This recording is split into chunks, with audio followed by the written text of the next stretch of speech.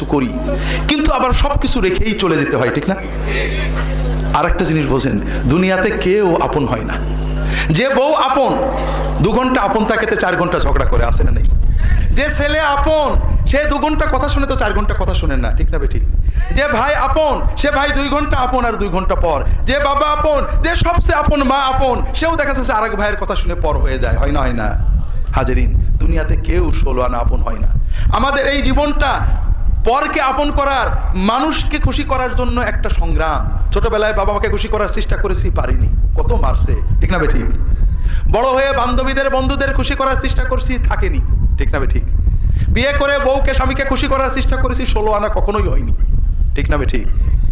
কর্মক্ষেত্রে, জীবনে, সব জায়গায় আমরা 12 আনা ব্যর্থ, যদি 4 আনা সফল হইও, ঠিক না বেঠিক? একজনই আছেন যাকে আপন করলে তিনি কখনো পর হন না, তিনি কে? আল্লাহ।